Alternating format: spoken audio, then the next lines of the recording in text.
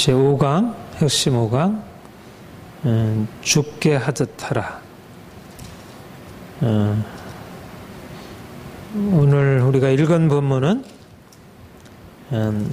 남편과 아내, 아내와 남편, 그 다음에 자녀와 부모, 또 종과 상전의 관계에서 어떻게 그리스도인으로서 어떻게 행해야 될지 거기에 대해서 말씀을 하고 있습니다. 이거는 참 탁월하다. 예수를 믿는 게 사실은 우리가 일단은 이 신앙의 의미는 우리가 하나님을 알고 예수님이 누구신지, 그가 우리를 위해서 행하신 일이 얼마나 놀라운지, 십자가의 사랑. 그래서 우리가 정말 이제 우리가 인간적으로는 이해할 수 없는 그런 죄와 죽음, 저주 이런 권세에서 우리가 벗어나게 되는, 이건 이제 엄청난 영적인 실제, 영적인 현실을 경험하는 거죠. 그러니까 이제 믿음이라는 게 우리가 경험적인 사실에서 우리가 내가 이렇게 선하게 바뀌었다. 나는 이제 깨끗하게 산다. 이런 어떤 우리의 드러나 있는, 우리가 예수를 믿었더니 내가 기도했더니 암의 고침을 받았다. 내가 기도했더니 이런 기도 응답이 일어나가지고 삶에 이런 변화가 일어났다. 그런 어떤 우리 보통 이제 일반적으로 참 대단하다 하는 그런 외적인 것보다 사실은 복음이 말하는 것은 이 하나님과 우리와의 관계, 예수님이 우리를 위해서 행하신 이 구원의 사실, 이게 정말 놀라운 것이고요. 그러니까 이건 받은 사람만 아는 거지. 그렇죠? 받은 사람 외에 누가 이거 알겠어요? 하나님은 나를 사랑하신다. 하나님이 나를 정말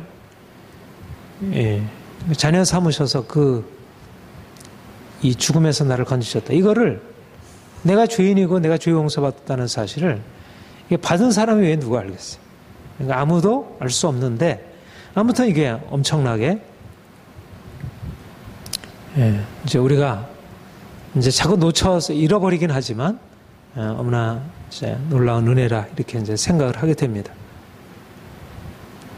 그런데 사실은 우리가 예수를 믿고 나서 이렇게 예수 안에서 받은 이 영적인 은혜가 놀라운 것이지만, 그러나 실제적으로 우리의 삶 가운데서 나타나는 이 은혜, 우리가 구체적으로 우리가 삶이 변화되고, 우리가 지난주에도 옛사람을 벗어버리고 우리가 새 사람이 되고, 이제 이런 어떤 실제적인 나타남,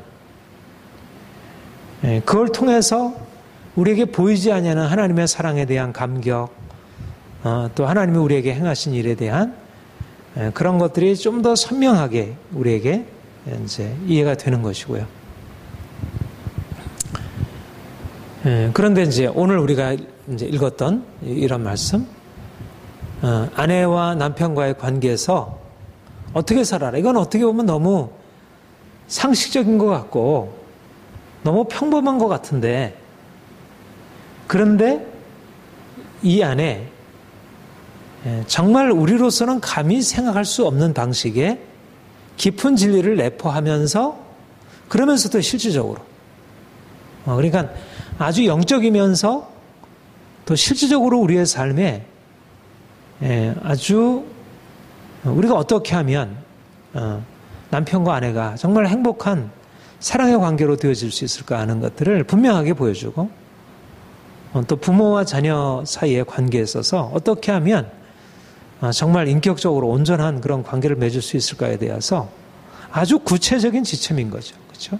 구체적으로 하나님을 사랑하고 그냥 이웃을 사랑하라는 어떤 포괄적인 계명만 주어진 게 아니고, 너희가 선해라, 착해라, 의롭게 살아가라 이런 게 아니고 어떻게 구체적으로 어떻게 사랑해야 할지, 남편이 아내를 어떻게 사랑해야 할지, 아내가 남편을 어떻게 사랑해야 할지, 부모가 자식을 어떻게 사랑해야 할지, 자녀가 부모를 어떻게 사랑해야 할지, 인간관계에서 사랑이 어떻게 이루어질지에 대해서 아주 구체적으로 이렇게 일러주니까 사실은 이게 사실 가장 중요한 관계잖아요. 그렇죠?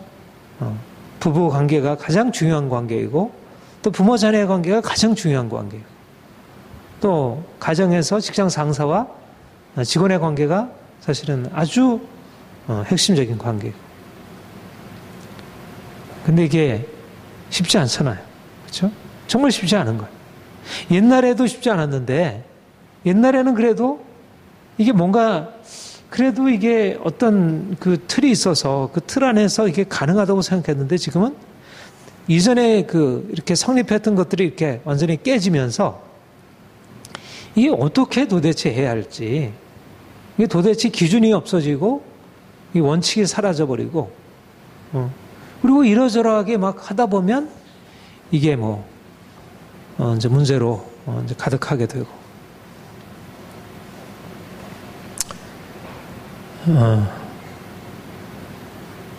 그래서 이제 하나님이 우리에게 예수 그리스도 안에서 하나님의 자녀가 되게 하시고 이제는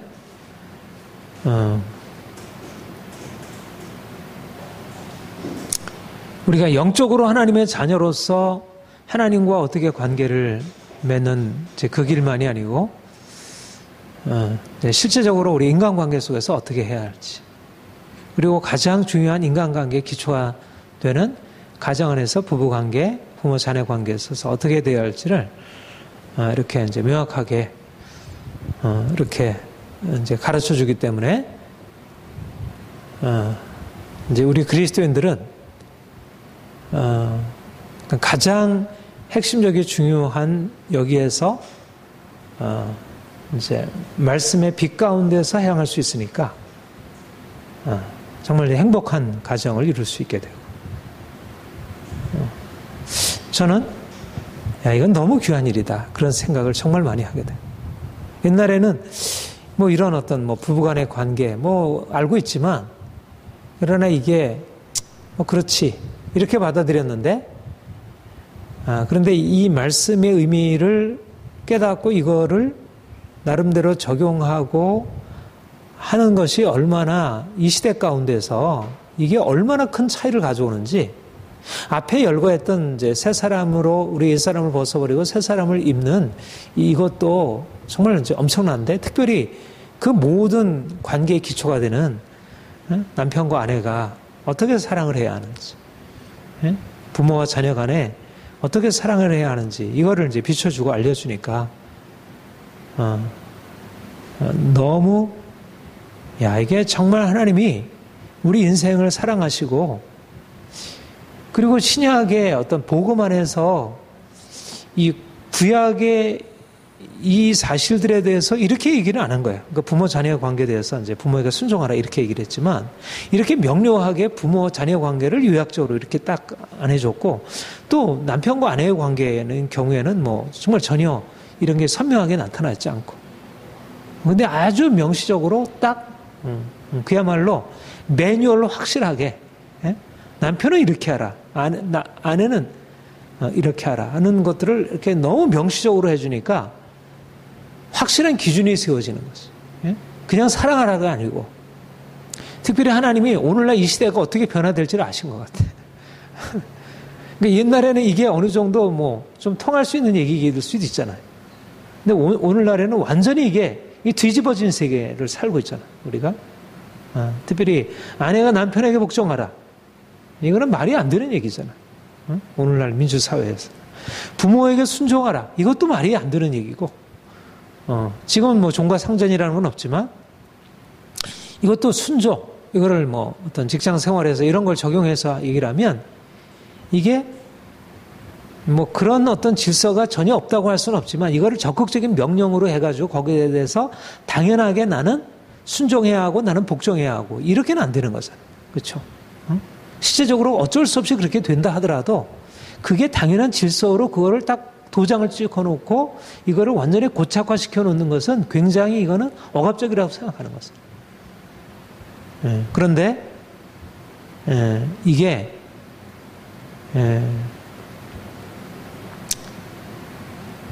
어떤 한편에게 불리한 그런 질서가 아니고 이게 이제 가정을 세우고 이 사회를 세워가는 인간관계의 가장 중요한 원리를 이 안에서 제공해주고 있다는 거. 그러니까 이거는 말하자면 유교는 그럴 수가 없잖아요. 유교의 도덕성은 물론 어느 정도 해석을 해가지고 오늘날도 적용할 수 있지만 이거는 그대로 적용하기가 너무 어려운 거예요.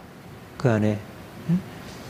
또 오늘날 민주주의에 이런 것들이 나름대로 여러 가지 많은 가치를 가지고 있지만 이게 그대로 적용하기 어려운 거예요. 우리 모두에게.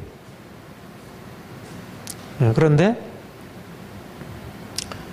하나님이 성령으로 말미암아 그 완벽하신 하나님의 지혜가 인간을 하나님의 형상대로 지으시고 그 폐부를 감찰하시고 말하자면 정신과 육체 모든 것을 종합적으로 아시는 그분이 우리의 가정의 삶에 있어서 어떻게 하면 가장 행복한 그런 사랑의 관계를 이룰 수 있는지, 또 직장 생활에 있어서 어떻게 하면 정말 진정한 인격적인 관계를 이루고 또 성공적인 그런 어떤 공동체를 이루어갈 수 있는지를 하나님이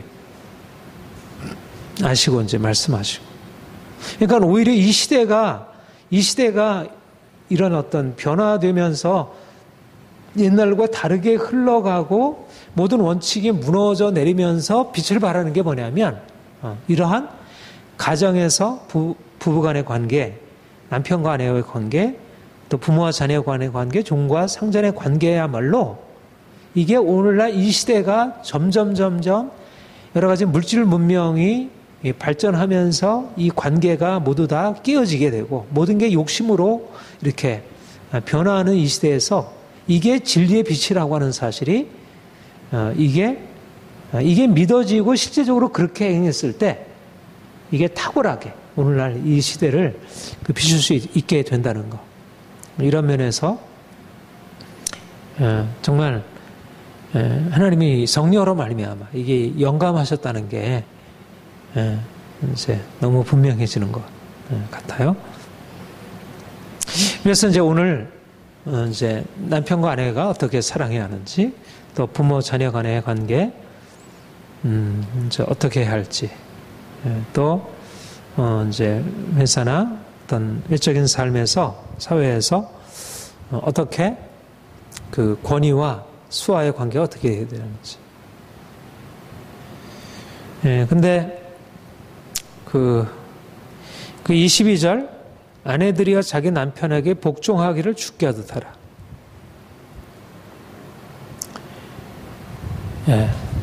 그냥 남편에게 복종하라 이렇게 말씀하지 않았죠. 복종하기를 어떻게 하라? 주께 하듯 하라. 주님께 하는 건 어떻게 하는 겁니까? 주님께 하면 어떻게 해야 돼요? 죽기까지 순종하는 거잖아요. 완전히 모든 거를 다 절대잖아요. 절대. 그렇죠? 여러분, 인간관계에서 절대적인 어떤, 그것도 뭐 부모 자녀 관계도 아니고, 부모 자녀 관계라 그러면 어느 정도 그렇게 말할 수 있지만 아내와 남편과의 관계인데 어떻게 죽게 하듯 그렇게 할 수 있을까? 이거는 여러분, 우리가 이제 이거를 알아야 되는데, 성경이 말하는 가장 중요한 영적인 원리가 뭐냐면, 하나님과 창조주 하나님과 인간, 세상의 근본적인 차이예요. 그렇죠? 하늘에 계시고 땅에 계시고.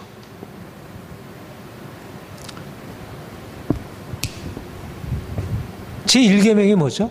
제1계명이 나는 너희를 애굽에서 인도해낸 여호와니 다른 신을 내 앞에 두지 말라. 하나님이 가장 싫어하는 게 뭐예요? 하나님의 이름을 다른 피조물들이 가로채는 거예요. 하나님의 이름을 하나님께 이름에 돌려야 할 영광을 하나님께 돌리지 아니하고 다른 신들이나 다른 사람들이나 다른 자녀, 다른 자연에게 돌리는 것이 하나님이 가장 미워하시는 거예요. 하나님께 하는 것과 사람에게 하는 게 같을 수가 있겠어요? 같아서는 안 돼요. 그러니까 예를 들면 바울과 신라인가요? 그 루스드라에서 그가 무슨 일을 했죠? 안진뱅이를 고쳤죠. 안진뱅이가 아니라 그 귀신 들린, 저많은 귀신 들린 여자. 그러니까 그걸 고치니까 어떻게 됐어요?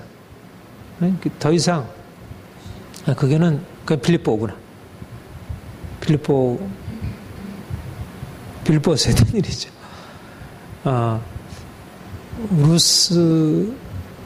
루스드라에서 무슨 기적이 있었더라? 무슨 기적이 있었죠? 루스드라. 사도행전 14장에 나오는데 안진뱅이를 고쳤나? 아마 안진뱅이를 고친 것 같아요. 안진뱅이를 고친 것 같아요. 안진뱅이를 고쳤더니 거기 바울과 바나바가 그때 이제 1차 선교 여행이었죠. 근데 안진뱅이를 가서 고쳤는데 이제 그 루스드라에 있는 거기 있는 그 시민들이 어떻게 하려고 했어요? 바울과 바나바에게 와서 제사를 드렸잖아요. 바나바는 제우스다, 스스다 그러고 하고, 그리고 이제 말을 하고 있는 그 설교를 하고 있는 바울에게는 헬메스, 헬메스는 이 말을 대신하는 이제 그런 전령이에요. 사신과 같은 위치야. 그러니까 바울이 이제 설교를 하고 하니까 바울은 헬메스다 이래가지고 소를 잡으면서 막 이제 제사를 드리려고 했는데 바울과 바나바가 막 이제 놀래가지고 이제 막으면서 바로 너희가 이와 같은 일을 그만두고 살아계신 하나님께 영광을 드리게 하기 위해서 내가 너에게 보복을 전하는 거다. 그러니까 하나님께 돌려야 할 영광을 바울에게 돌려서는 안 된다는 거죠. 그리고 고넬료가 이제 환상을 보고 이제 베드로를 이제 와서 했을 때 이제 거기에 막 너무 이렇게 이제 그들이 이제 존귀하게 여겨져가지고 그들한테 이제 절을 하고 하니까 우리도 당신들과 똑같은 사람입니다.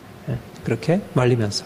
그러니까 어떻든 하나님의 사람들조차도 하나님께 돌려야 할 영광을 자신들에게 돌려서는 안 된다는 그런 강한 확신이에요. 그러니까 기본적으로 성경이 말하고 있는 구약이나 신약에서 가장 강조하고 있는 것은 뭐냐면 오직 하나님께만 영광을 돌려야지 사람에게 돌려서는 안 된다는 거예요. 고린도전서 3장에도 바울과 아볼로가 무엇이냐? 그들은 각각 하나님께 받은 대로 주께 받은 사역자들이라. 아볼로는 나는 심었고 아볼로는 물을 주었으되 하나님은 자라나게 하셨나니 심는 이나 물지니는 아무것도 아니로되 오직 자라나게 하신 하나님뿐이라. 말하자면 하나님께 돌려야 할 영광을 바울이나 아볼로나 다른 사람에게 돌려서 안 된다. 사역자를 할지라도 그들조차도 하나님께 드려야 할 것을 돌려서는 안 된다. 이렇게 이제 명백하게 말하고 있습니다. 그러니까 구약에서의 뭐 우상 숭배나 이런 것도 말할 것도 없고 신약에 와서도 동일하게 기본적인 관점은 피조물 인간이 영원히 영원하신 하나님 썩지 아니할 영광의 하나님께 돌려드려야 할 영광을 가로채서는 안 된다는 것이 기본적인 성경의 핵심적인 사상이에요. 그러니까 범신론과 다른 거예요. 범신론, 세상의 다른 모든 종교들 안에는 다 사실 이 범신론 요소가 강해요. 왜냐하면 하나님을 모르니까. 창조자 하나님을 모르니까. 모든 종교가 사실은 유대교나 기독교와 같은 이 구약에 있어서 이 하나님의 말씀에 근거한 그런 종교들 외에는 다 이 범신론, 하나님과 피조물의 차이를 이제 혼동하는 그런 게 있는데 성경에서는 그거를 이제 가장 싫어하는 거죠. 하나님께만 영광을 돌려드려야 한다고 생각하고 주께 오직 하나님만 거룩하다 하나님께만 영광을 돌려다. 그러니까는 우리가 그러기 위해서 어떻게 하냐면 우리가 그러니까 하나님께만 영광을 돌려드리려면 어떻게 해야 돼요? 우리가 가지고 있는 사람에게 뭔가 사람을 높이거나 사람을 두려워하는 것을 낮추는 거지. 그렇죠? 그러니까 철저히 하나님께만 높여드리려면 주께 영광을 돌리려면 우리 마음 안에 있는 그런 사람을 높이거나 자신을 높이거나 다른 것들을 피조물들을 높이려고 하는 모든 우리 안에 있는 깊은 이 우상 숭배의 어떤 본성들 피조물들은 바로 우리에게 뭘 주잖아요. 그렇죠? 그러니까 그것을 높이려는 우리의 성향이 우리 안에 존재하는 거예요. 그러니까 그런 것들을 어떻게 하면 철저하게 깨뜨리고 못 받고 오직 하나님께만 영광을 돌려드리도록 이게 이제 성경의 기본적인 노선입니다. 그러니까 보이지 않는 하나님을 높여드려. 그러니까 우상을 만들지 않게 하고, 그리고 보이는 사람들을 이제 그 하나님 앞에서 다 낮추도록. 이게 이제 성경이 가지고 있는 가장 핵심적인 사상.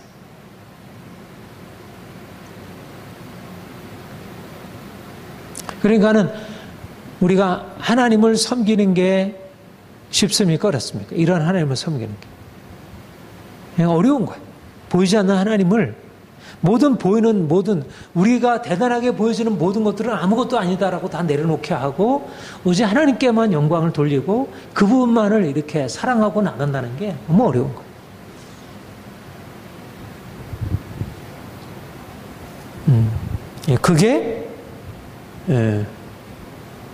그게 이제 기본적인 우리 하나님과 우리와의 관계에서 이제 가지고 있는 기본적인. 근데 이제 본문에서 뭐라고 얘기해요?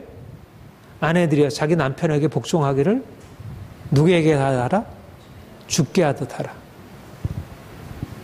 말하자면 오직 하나님께만 하늘에 계신 하나님께만 영광을 돌려드리는데 우리의 자세가 그런데 여기에 보잘것없는 남편 말하자면 하나님께 올려드려야 할 그 복종과 그 높임의 자세를 누구에게 하냐고 하면 사람에게 그것도 부족한 남편이 완벽한 남편이 아니잖아요.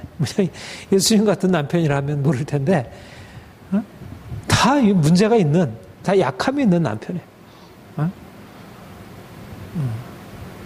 그런데 그 남편에게 복종하라. 하나님께 하듯 주께 하듯 남편에게 복종하라. 어떻게 가능할까? 어떻게 가능할까?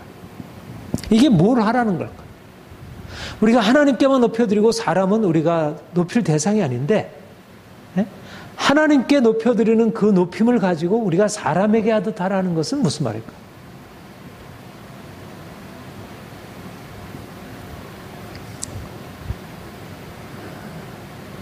여기에는 기본적으로 우리가 오직 하나님께만 높이고 하나님께만 영광을 돌려드리려면 우리가 어떻게 해야 합니까? 우리가 인간적으로 우리가 가지고 있는 원래적인 천성과 우리가 가지고 있는 본성 가지고 하나님께 합당한 것들을 우리가 제대로 올려드릴 수가 있는가요? 그렇지 못하죠. 우리가 하나님을 온전하게 그분에게 합당한 것으로 예배를 드리고 그분에게 영광을 돌리려면 어떻게 해야 돼요? 우리가 이전에 가지고 있었던 우리의 모든 다른 것들을 향한 사랑과 그런 높임과 이런 모든 것들이 어떻게 돼? 다 무너져 내려야 돼요. 그러니까 우리가 이제까지 높이던 모든 것들은 다 무너져 내려야 돼. 그게 신들이든 그게 사람이든 세상의 어떤 왕이든 어떤 것도 하나님 앞에서는 다 아무것도 아니에요. 그렇죠? 주께 우리가 주님을 높인다고 하는 것은 주님 앞에서 어떤 것도 하나님의 영광 앞에 설 수 있는 어떤 것도 존재하지 않는 거예요. 오직 하나님만 존재하는 거예요. 그렇죠? 그분 앞에는 왕도 피조물에 불과해요. 그들 앞에는 그 하나님 앞에서는 천사도 피조물에 불과해요. 말하자면 내가 주님께 진정으로 경배하게 되면 나는 티끌이고 나는 부족하고 나는 아무것도 없습니다라는 그런 고백으로 나가게 되는 것과 함께 우리에게 인식이 어떻게 전환이 일어나냐면 하나님 외에는 어떤 신도 존재하지 않는구나. 누구에게도 우리가 그분에게 돌려야 할 영광을 돌려서는 안 되구나. 이게 엄청난 변화죠. 그렇죠? 우리 인식이 엄청나게 변하네. 그러면 우리가 사람들에게 매어 살 이유가 있겠어? 내가 하나님을 그렇게 높이고 있다면, 내가 주님께 합당한 영광을 돌리고 있다면 우리는 사람들의 종이 될 수 있겠습니까? 더 이상 종이 되지 않는 거지. 그러니까 우리가 주님을 예배하고 주님을 높인다는 것은 인간의 가치를 넘어, 나는 하나님 앞에서 나는 저 밑바닥의 존재잖아요. 나는 티끌이고 나는 진흙이고 아무것도 아니에요. 내가 하나님을 만나게 될 때. 그게 모든 하나님을 만난 사람들의 경험이에요. 이사야가 그렇고, 모든 하나님의 사람들이 나는 티끌입니다. 나는 진흙입니다. 이런 고백을 해요. 그런데 나는 티끌입니다. 진흙입니다 하는 그 고백은 단지 티끌입니다. 진흙이다 하는 고백에 그치지 않고, 나만 그런 게 아니라 내가 이제까지 대단하게 우러러보고 그렇게 바라봤던 모든 신들과 모든 사람들과 왕들과 모든 권세들과 이 모든 것들이 다 사실은 하나님 앞에서 진흙이고 티끌이라는 사실이 드러나는 거예요. 이게 주님 앞에 서 있는 자세예요. 이게 주님을 만난 사람들의 경험이에요.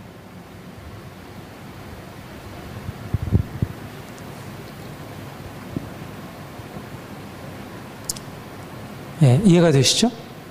예? 예, 무슨 말인지? 예, 그러니까 말하자면 내가 하나님 앞에 하나님을 예배하고 경배한다는 것은 두 가지 경험이 함께 들어있는 거예요. 두 가지 경험이. 하나는 나는 아무것도 아니라는, 내가 아무리 대단해도 나는 아무것도 아니라는 생각이 들어있는 거예요. 나는 피조물이구나. 나는 그분 앞에서 아무것도 아니라는 인식이고. 그리고 그것과 함께 이제까지 내가 두려워하고 하던 것들조차도 아무것도 아니구나. 그러니까 내가 그렇게 하나님을 만나게 될 때, 내가 그 하나님의 그 거룩하심과 영광을 만나게 될 때 우리 안에 일어나게 되는 것은 뭐냐면, 이제까지 우리가 사람들을 바라보고 사람들과 관계했던 모든 것에 대해서 근본적인 전환이 일어나는 거죠. 우리는 보이는 경험에 따라서 저 사람이 힘을 가지고 있으니까 내가 저 사람 앞에 내가 복종해야지. 저 사람은 지혜를 가지고 있으니까 그 사람 앞에 복종해야지. 그러니까 말하자면 우리가 어떤 사람들을 높이고 어떤 사람을 우리가 그에게 복종하고 따라가고 신뢰하고 행하는 것은 무엇을 의미하냐면 그 사람이 가지고 있는 무엇에 따라서 복종을 해. 그렇죠? 그 사람이 지혜를 가지고 있으면 그 사람 앞에 머리를 숙이지만 그 사람이 지혜가 없으면 머리를 숙일 이유가 없어요. 그렇죠? 나보다 미치면 내가 밟아. 이게 세상의 복종이고, 그러니까 가정에서 남편이 아내보다 똑똑하고 여러 가지로 다 가지고 있으면 남편에게 복종하고 따라오는 것이 쉽겠죠. 그건 자연스럽게 되겠지. 근데 남편이 머리가 좀 모자라고 여러 가지로 인간적으로 아내보다 부족해. 그러면 어떻게 되겠어요? 가정의 질서는 바뀌는 거예요. 그렇죠? 남편이 이제는 밑으로 가고 아내가 위로 올라갈 수 있게 돼요. 오늘날 그러니까 민주주의 사회 속에서 아내가 보다 똑똑하고 남편이 그보다 못하면 더 이상 이것은 통하지가 않는 얘기지. 그렇죠? 아내가 남편에게 복종하라는 말은 될 수 없는 얘기예요.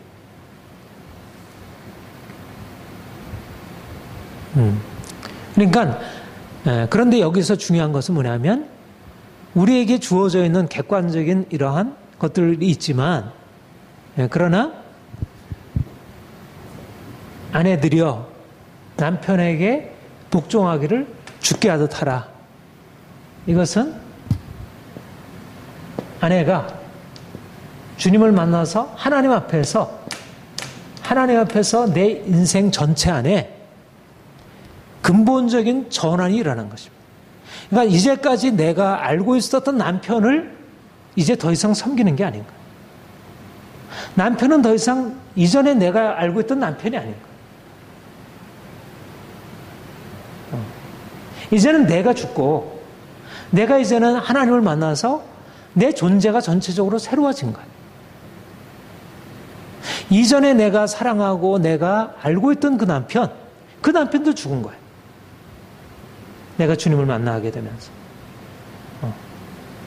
물론 그대로 살아가고 있지만 내가 주님을 만나게 되면서 이전에 내가 육체로 알고 있던 그 남편이 아니라 이제는 주님 안에서 내가 새롭게 보게 되는, 내가 새 사람으로서 나는 죽고 이제는 주님이 내 안에 사시는 그런 것으로서 하나님이 세워주신 남편으로, 하나님이 그에게 나의 머리를 두신 남편으로, 그러니까 그는 이제까지 내가 경험적으로 알고 있는 차원에서 남편을 바라보게 되면 그에게 죽겨다 복종할 수 없지만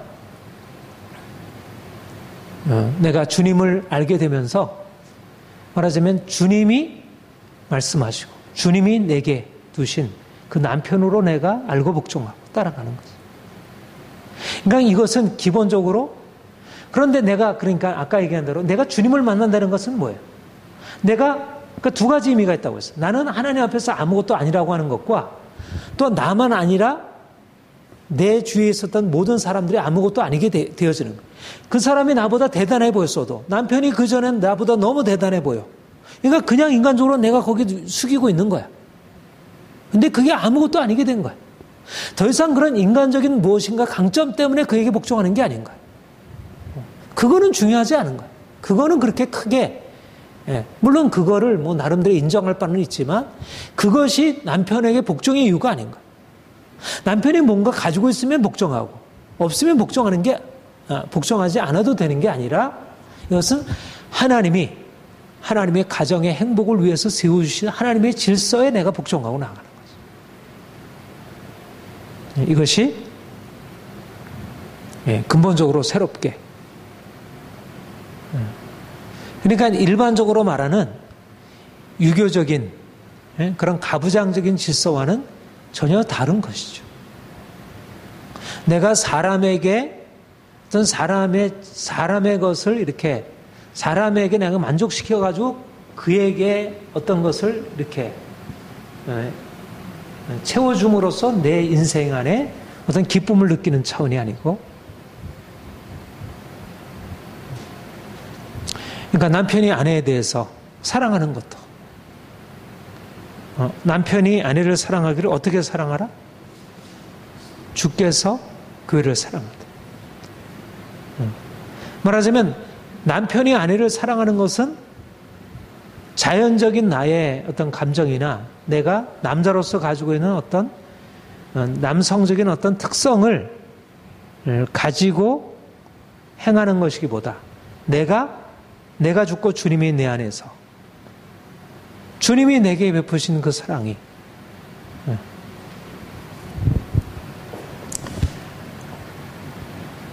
남편이 주님과의 관계 속에서 주님이 나에게 말씀하시고 내게 임하신, 아내가 주님과의 관계 속에서 그러니까 이제 남편과 아내와의 관계는 더 이상 인간적인 남성과 여성과의 관계를 넘어서서 주님이 내게 사랑을 나타내시고 내가 주님을 사랑하고 있는 그 관계가 남편과 아내와의 관계 안에 들어와서,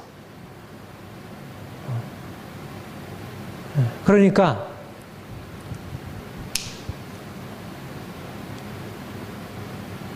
우리가 이제까지 가지고 있었던 여러분, 왜 가정의 부부 관계가 사랑으로 시작했는데 왜 그게 계속 사랑으로 나가지 못하고 그게 깨지고 고통스럽게 되어가나요? 무엇 때문이죠? 처음엔 사랑이라고 생각했는데 그게 사랑이 아니고 뭐예요? 다 이기적인 욕심이잖아요. 자기 사랑이지. 그러니까 진정한 의미에서 사랑이라고 하는 것은 상대방을 나와 같이, 그리고 어떻게 보면 나 이상으로. 근데 그게 사랑인데 우리가 가지고 있는 사랑이라는 게 어때요? 다 자기중심적이고 자기를 넘어서지 못하는 거예요. 그러니까 진정으로 부부간에 남편이 아내를 사랑하는 것으로 시작을 했는데 사실은 사랑인 줄 알았더니 사랑이 아니었고, 아내가 남편을 사랑한다고 생각하고 시작을 했는데 사랑이 아니었던 거예요. 그게 부부야. 그러니까 이제 알고 보니까 우리는 이게 행복할 수 없는 거구나. 그러니까 결혼이 불투명해지는 거예요. 다 결혼해서 원하는 것은 행복한 관계이고 사랑의 관계지만 그게 안 되는 거예요. 근데 주님이 너희가 서로 사랑하라. 남편은 아내에게 의무를 다하고 아내는 남편에게 의무를 다하라. 이렇게 말씀하지 아니하시고, 어떤 율법을 말씀하지 아니하시고, 말씀하시는 그 계명의 핵심은 주께 하듯 하고 주께서 너에게 하듯 하고, 말하자면 이제까지 우리가 가지고 있는 자연적인 것을 넘어서서 내가 하나님과의 관계 속에서 내가 죽고 주님이 내 안에 사심으로 거기에서 새로 배운 하나님의 생명을 가지고 내가 가지고 있는 차원을 넘어서서 아내를 사랑하고 남편을 사랑하고. 그러니까 이것은 그냥 인간 행복의 원리가 아니죠. 그렇죠? 그냥 행복의 원리가 아닌 거예요. 말하자면 주님 안에서 내가 주님이 나를 사랑하시는 그 사랑을 경험하고 내가 내 인생을 정말 주님께 온전히 맡기고 사랑하는 그런 경험이 내게 없다면 사실은 이 성경에서 말하는 이런 사랑과 복종의 관계라는 것은 성립될 수 없는 것이죠.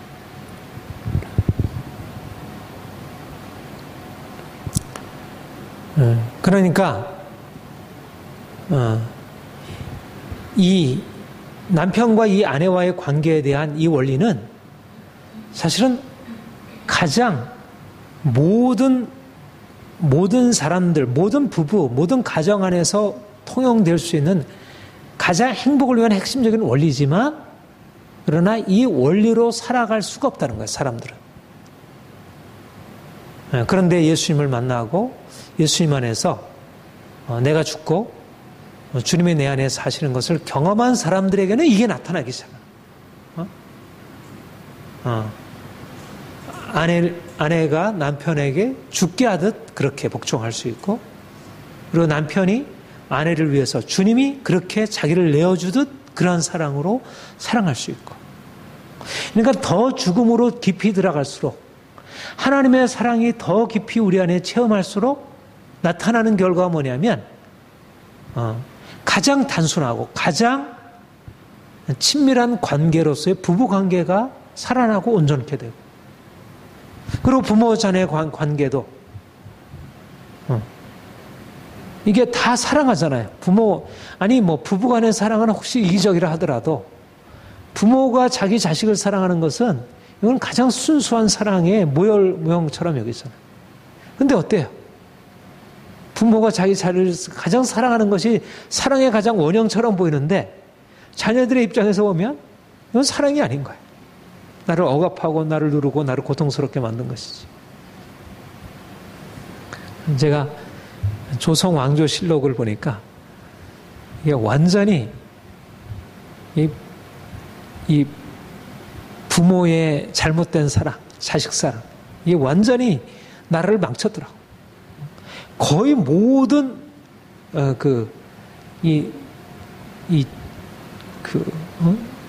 대궐에서 이루어진 이 악한 일들, 이 말도 안 되는 일들은 다 이 잘못된 왜곡된 엄마의 자식 사랑. 물론 거기에는 이제 유교의 잘못된 이 세습, 이것도 문제가 되지만, 아무튼 거기에 가장 깊은 뿌리 안에는 우리 평범한 일반 우리 이제 서민 백성들에게도 있는 그 뿌리 깊은 이 자식 사랑, 얼마나 이 아름다운 거예요. 이 모정이 얼마나 아름다운 거예요. 이 부정이 얼마나 아름다운 거예요. 그런데 이게 한 개인을 망치고 한 개인만이 아니라 그 나라를 다스리는 경우에는 이 나라 전체를 말아먹는 거예요. 완전히 고통스럽게 하고 이 나라를 병들게 하고 모든 분쟁과 싸움과 이 음모 술수의 그 원천 안에는 뭐냐면 뿌리 깊은 혈육사랑이에요. 다. 엄마가 자기 자식 왕으로 세우려고. 그리고 다 그 친인척들 데려다가 우리나라도 다 뭐 요즘도 그렇잖아요. 이게 사랑이라는 거예요. 이게. 그러니까 뿌리가 어디에 있냐면 이 가족이에요. 그것도 가족에서 뭘 학대를 요즘처럼 뭐 폭력이고 학대가 이게 아니고 사랑이라는 이름으로 행해지는 이 뿌리 깊은 그야말로 육체의 뿌리 깊은 욕망과 이 근원적인 그 생명력이지. 어떻게 보면 그냥 그게 자연스러운 거지. 그러나 그게 사람을 살리고 세워주는 게 아니라 그 사람을 죽이고 온 사회 전체를 병들게 하는 거예요. 오늘도 그렇잖아요. 오늘날 뭐 교육열 뭐 이것들이 다 자녀들을 병들게 하고 고통스럽게 하고.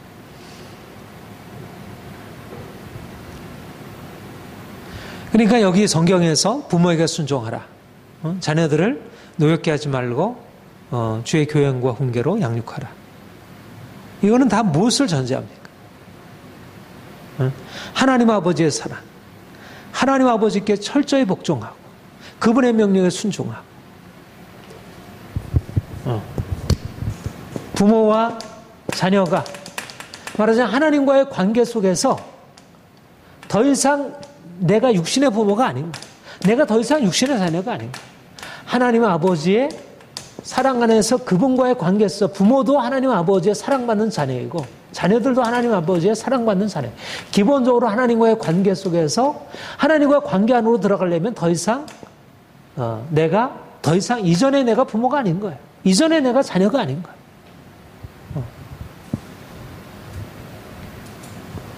그러니까 보통 말하는 이거는 윤리가 아닌 거예요. 인간으로서 마땅히 할 도리를 말해주는 게 아니고 근본적으로 하나님 앞에서 우리가 가지고 있었던 자연적인 것이 다 깨지고 주님이 우리 안에 오셔서 내가 할 수 없는 일을 이루는 거예요. 그런데 내가 할 수 없는 일을 이루는 건데 이게 가장 자연적인 거예요. 가장 아름다운 거예요. 이렇게 하면 가장 인간의 자연적인 본성에도 가장 부합한 거예요. 놀라운 것은. 이게 참 기적인데 그러니까 주님이 우리 안에 오셔서 내가 그렇게 자식을 사랑한다고 하면서 자식을 그렇게 나의 어떤 그런 인간적인 육신적인 그 끈에다 그렇게 묶어두고 그를 자유롭게 하지 못했는데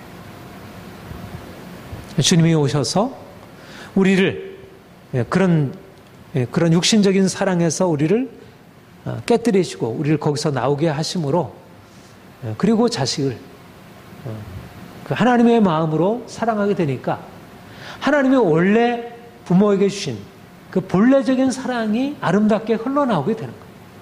그리고 자녀가 주님을 만나서 하나님의 사랑을 깨닫고 하나님의 나를 이렇게 사랑하시는구나. 내가 하나님께 복종해야지. 하나님께 내가 순종해야지. 내가 하나님을 사랑해야지.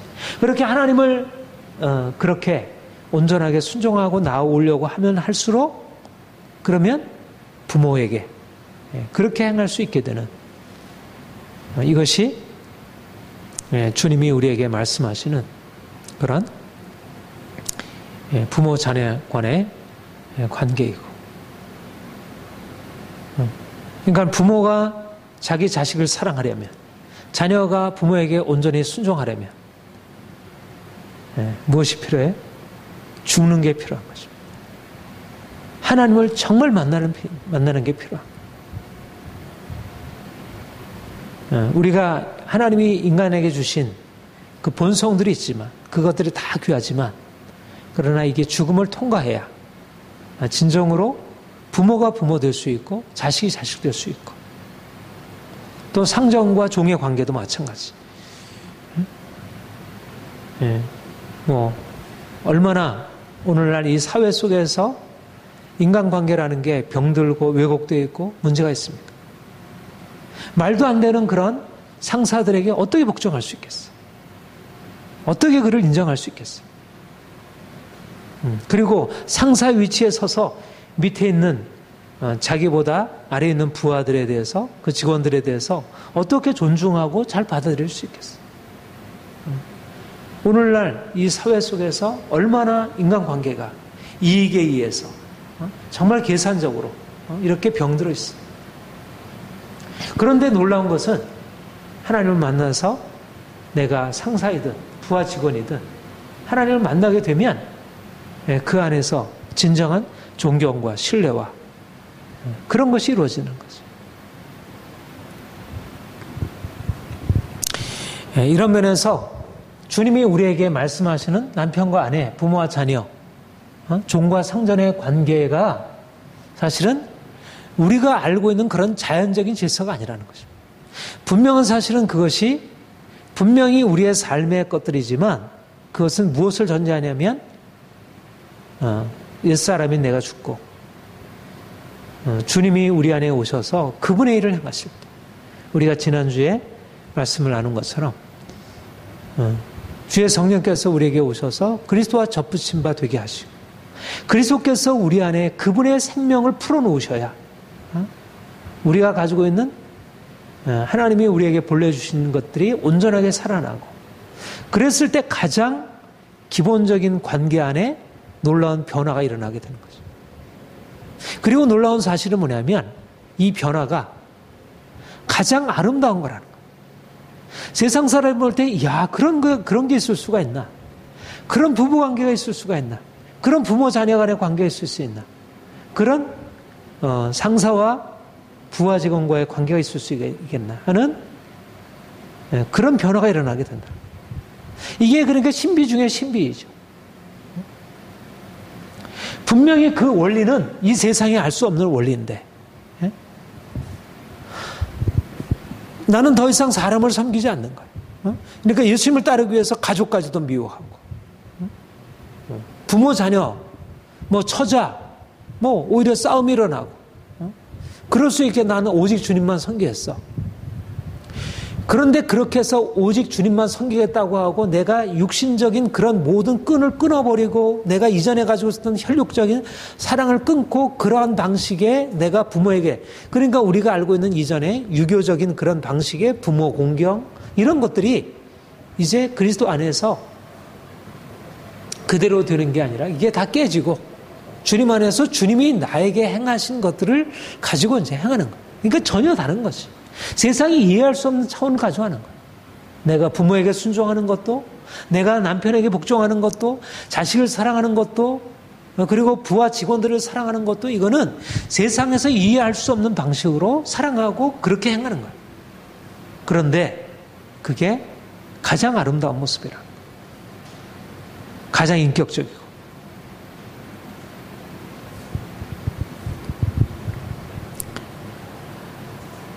그러니까 주님이 우리에게 오셔서 전혀 새로운 주님 안에서 우리가 이전에 경험했던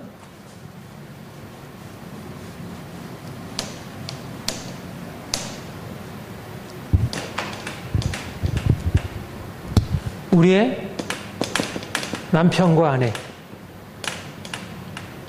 부모와 자녀, 또 상전과 종.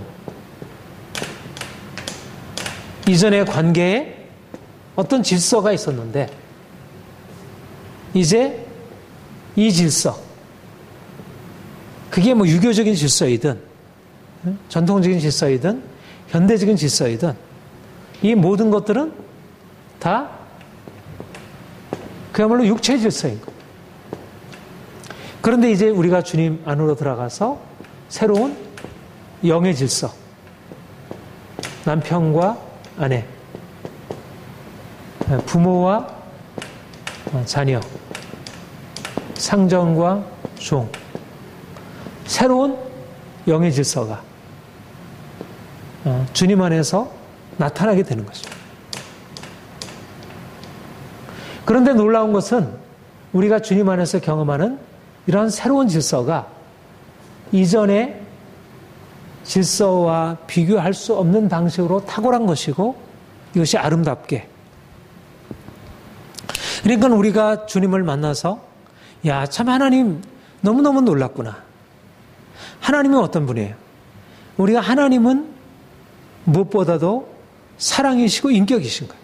사랑이라고 하는 게 인간이 가지고 있는 것에 가장 탁월한 거예요. 가장 높은 것이고 가장 바닥에 속해요. 그죠? 우리가 어려서 부모에게 태어났을 때 우리가 받게 되는 게 뭐예요? 사랑의 경험. 사랑이 우리의 삶의 가장 근본 뿌리가 돼요. 가장 근본 뿌리가 돼요. 그리고 인간의 삶의 가장 최고봉이 뭐예요? 다른 사람을 희생하는 사랑이에요. 그렇죠? 말하자면 사랑이라고 하는 것은 우리의 삶에, 우리의 생명의 가장 기본적인 뿌리가 되는 것이, 우리 어려서부터 기본적인 뿌리가 되는 거예요. 그러니까 어려서부터 우리가 부모의 사랑을 받아서 이 세상에 태어나고, 사랑에 대한 깊은, 이게 고향이야. 우리의 생명의 고향이죠. 그렇죠? 그리고 이것이 없으면 우리 인생은 고통스럽게 되고, 그런데 우리가 부모에게서 그 사랑을 받았지만 그 사랑이 왜곡되고 고통스럽게 되고, 성장 과정이 그렇고 부부간의 사랑으로 맺어졌지만 그 사랑이 온전치 못하고.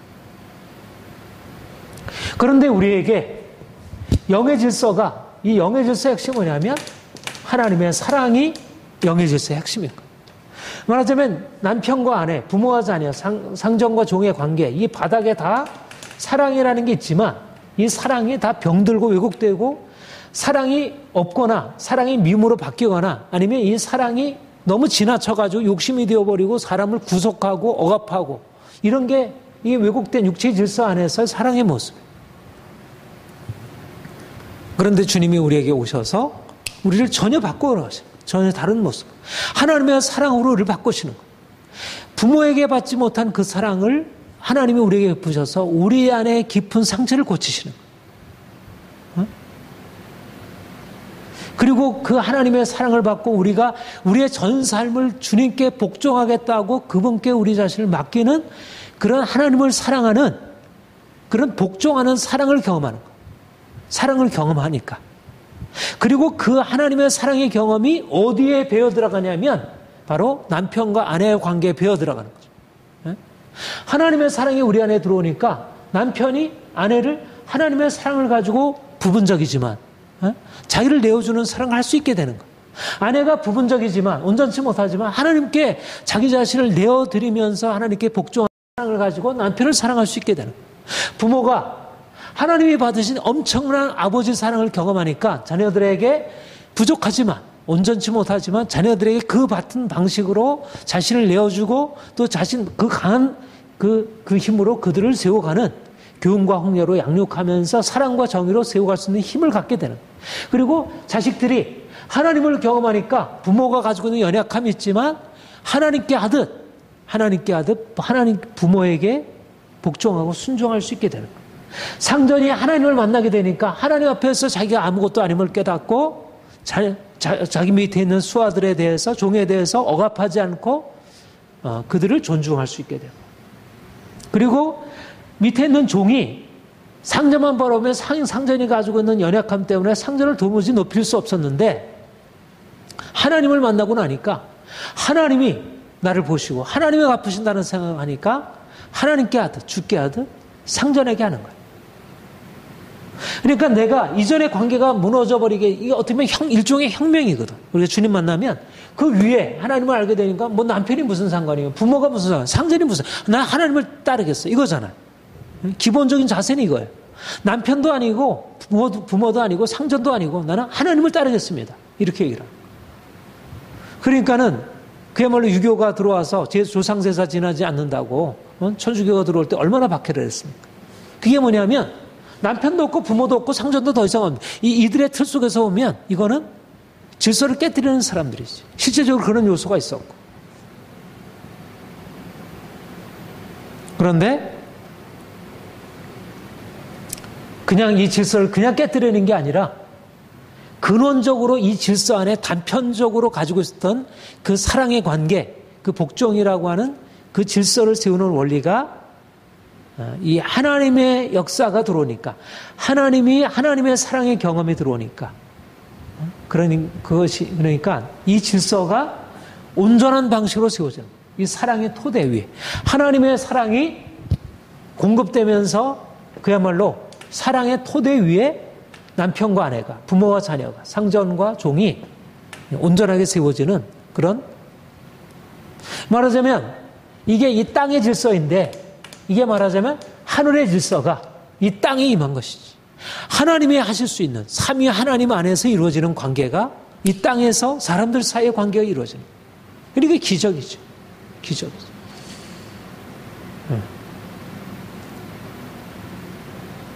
그러니까 사람들은 하나님을 어디서 보냐면 하나님이 살아계신 거 어디서 보냐면 가장 일상적인 부부관계 안에서 보는 거예요. 하나님의 관계, 하나님의 일하심이, 하나님의 생명이 여기에 안에 일하고 있는 거예요.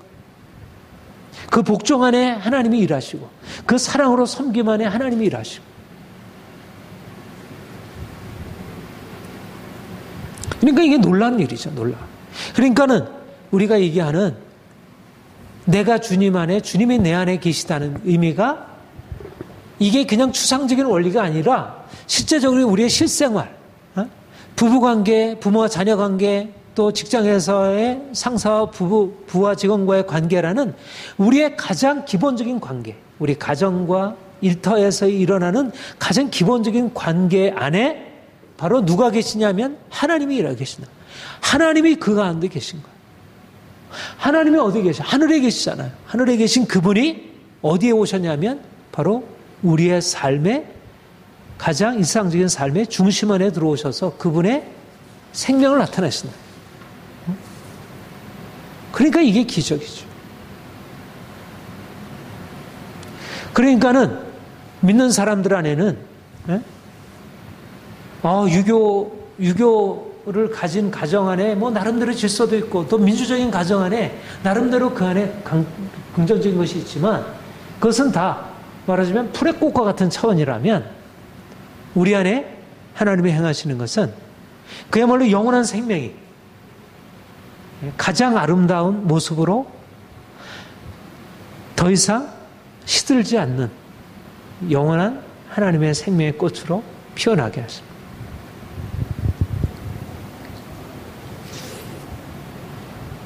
네. 저는 이런 면에서 하나님이 우리 안에 얼마나 놀라운 일을 시작하셨는지. 그러니까 천국이 어디 있어요? 이게 천국이죠.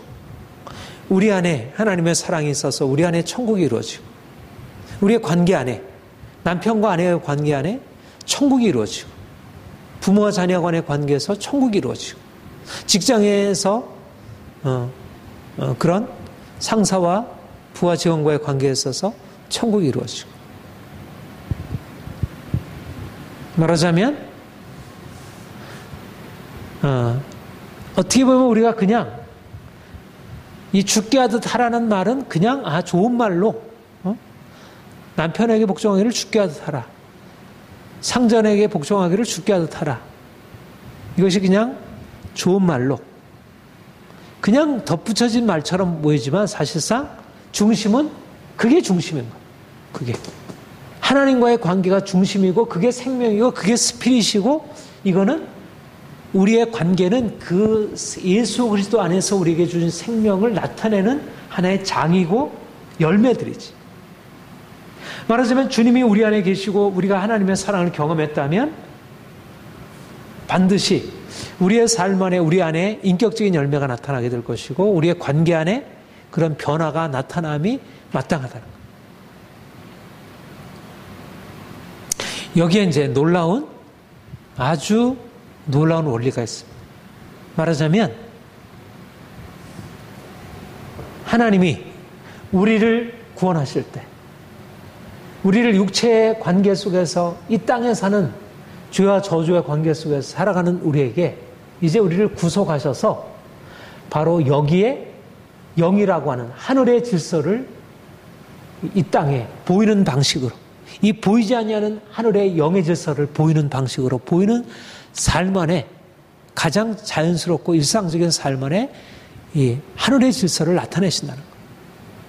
그러니까 믿는 사람들이 가지고 있는 삶은 그 자체로는 육의 질서 같은데 그냥 남편과 아내와의 관계인데 이 남편과 아내의 관계가 아니라 하나님이 우리 안에 임하시는 영광이 그 안에 임하여 있고 생명이 하나님의 생명 나타나는 일상적인 삶이 거룩하게 높여지는 거죠.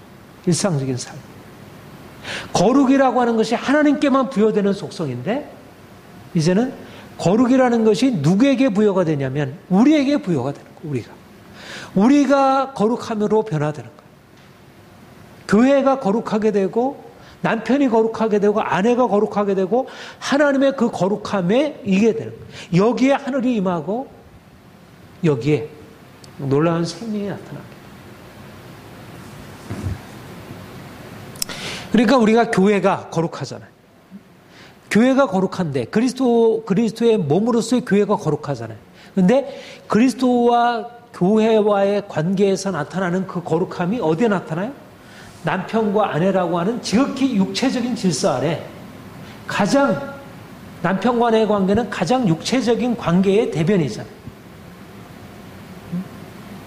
그런데 가장 육체적인 그 관계 안에 하나님의 거룩함이 하늘에 있는 거룩함이 거기 안에 나타나게 된다. 이것이 부모와 자녀의 관계 속에서 또 직장에서의 일터 속에서 그러니까 놀라운 신비인 거죠. 지금 하나님이 우리에게 바로 그런 자연적인 질서 안에 자연적인 질서가 영적인 질서로 바뀌어지고 자연적인 질서 안에 하나님의 생명이 나타나는 이러한 놀라운 기적이 우리에게 일어나기를 우리가 바라는 것입니다. 그러니까 여러분들 처음에 그런 얘기를 했죠.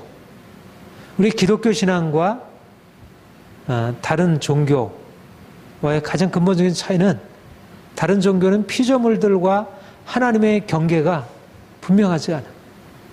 오히려 피조물들을 하나님처럼 높이는 게 그게 다른 종교들이 가지고 있는 오히려 그게 탁월한 모습이에요. 불교도 그렇고 힌두교도 그렇고 뭐 신도도 그렇고 동학도 그렇고 인내천이라 그러잖아요. 사람이 곧 천이다 얘기를 하고요. 우리 안에 불성이 있다 이렇게 바라고. 근데 기독교는 오직 하나님께만 영광을 돌리는 거잖아요. 근데 여기 보면 어떻게 돼요? 사람을 죽게 하듯 하는 거예요. 사람을 대할 때 죽게 하듯 하는 거예요.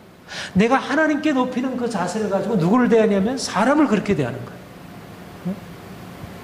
인내천 사상, 다른 어떠한 피조물들을 높이는 세상의 어떠한 것들보다 이거는 오히려 인간을 하나님처럼 높이게 되니까 반드시 이거는 우상 숭배로 인해서 온갖 왜곡이 일어나게 돼요.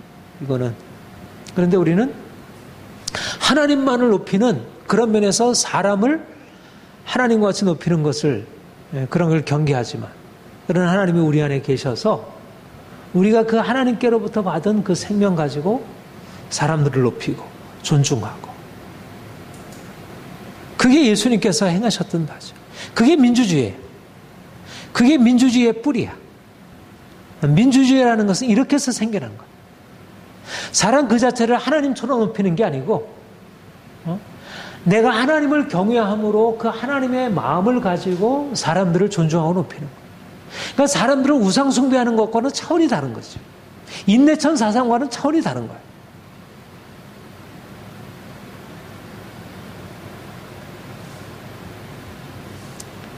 그러니까 하나님이 우리의 삶 가운데서 이런 그 놀라운 일을 그러니까 우리가 하나님 앞에 나와서 예배하고 하나님을 찬양하고 기도하고 이렇게 해서 하나님을 경험하는 거나 우리가 가정에서 부모님들을 섬기고 남편을 사랑하고 아내를 사랑하고 직장에서 일을 하고 이것과 차이가 없는 거예요. 말하자면 이런 면에서 하나님을 섬기는 성과 속, 거룩한 것과 속된 것에 차이가 없어져 버려요. 하나님을 섬기는 거룩한 것이 바로 일상적인 가정 안에서 일터 안에서 이루어지고 바로 우리의 삶의 자리가 결국 하나님을 경험하는 자리라는 거예요. 우리가 하나님 앞에 나와서 예배하고 하나님을 더 깊이 사랑할수록 우리는 누구를 사랑하냐면 아내를 사랑하고 남편을 사랑하고 자식을 사랑하고 부모님을 사랑하고 사람들을 사랑하고 그들을 말하자면 그러니까 여러분 경이라고 하는 말 있잖아요. 경. 종경. 그러니까 유교의 경이라는 말을 경이라는 말은 두려워한다 이런 개념이죠. 근데 경이라는 말은 원래 누구에게 붙였냐면 하나님을 두려워하는 개념에서 붙였던 거예요. 그런데 그러니까 경이라는 개념 안에 하나님을 경외하는 그 마음을 가지고 누구에게 향하게 그 하나님께 받은 하나님을 만나면서 하나님을 두려워하는 그 마음의 심성이 어디에 반영이 되냐면 인간관계에 반영이 되는 거예요. 그게 부모를 공경하는 거, 그게 어른을 공경하는 거, 그게 나라의 지도자를 공경하는 것에 반영이 되는 거예요. 뿐만 아니라 나보다 아랫사람조차도 함부로 대하지 아니하고 그가 하나님께로부터 나왔다는 사실 때문에 그를 존중하고 인정해 주는 방식으로. 이게 내가 이 말을 그렇게 아주 깊이 연구한 건 아니지만 아무튼 그 유교의 경이라고 하는 말에 경이라는 말은 사실은 유교에서 많이 쓰는 말은 아니죠. 그렇죠? 경이라는 말은 아주 많이 쓰는 말은 아닌데 그래도 인간관계에서 굉장히 중요한 개념이고 그게 인의 개념 안에 포함되어 있는 내용. 근데 그 개념 안에는 하나님께 대한 그 바탕이 인간관계 안에 반영되고 있는 거죠. 그러니까 오늘날 사람들이 너무 인간관계가 너무 이익과 계산과 이기심 이런 욕심 이런 것에 의해서 완전히 이게 천박하게 되어 가고 있어요.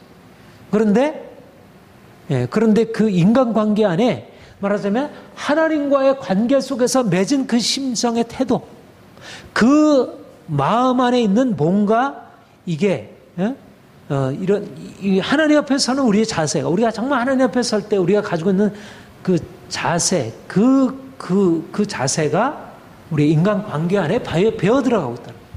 이게 그러니까 우리가 이제까지 그냥 함부로 대하고 우리가 서로 막 욕하고 뭐 그런 게 어디에서 비롯돼? 이게 가정 안에서 비롯되잖아요. 가정에서 부부 관계에서 부모 자녀 관계 안에서 다 비롯되잖아요. 그리고 뭐 직장에서 다 우리가 살아가고 있는 가장 중심적인 데서 바로 이런 게 돼요. 그런데 이런 가장 핵심적인 관계 안에서 우리가 이런 경의 태도, 존경하고 높이고 서로 잘 이렇게 내려놓고 이럴 수 있는 것이 된다면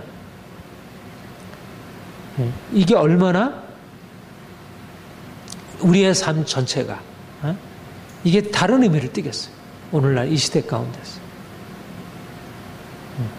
이게 바로 우리가 하나님을 섬기는 의미라는 것입니다. 우리가 하나님을 섬긴다는 의미가 바로 이렇게 우리의 지극히 일상적이고 이 땅에 속한 아주 자연적인 삶의 상황 속에서 우리가 하나님 앞에 더 깊이 들어갈수록 하나님을 더 깊이 사랑할수록 우리의 삶이 이런 식으로 새로워지고 이게 뭔가 그 분위기가 달라지는 거죠. 하나님의 임재가 있는 분위기가 형성이 되는 거죠. 예배 안에 그것이 형성되고 우리의 모든 관계 안에 그러니까 그동안에 그냥 막 흐트러져 있고 그냥 임의로 그냥 우리가 하고 싶은 대로 임의로 욕심대로 하던 모든 것 안에 이제 새로운 질서가 생기고 그 안에 이제 뭔가 아름다움이 이제 이런 것이 일어나는 하나님이 우리를 그렇게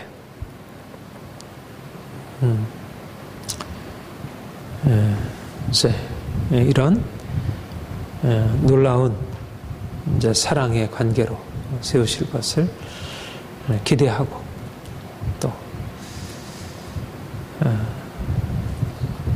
계속 그렇게 나아갈 수 있기를 바랍니다.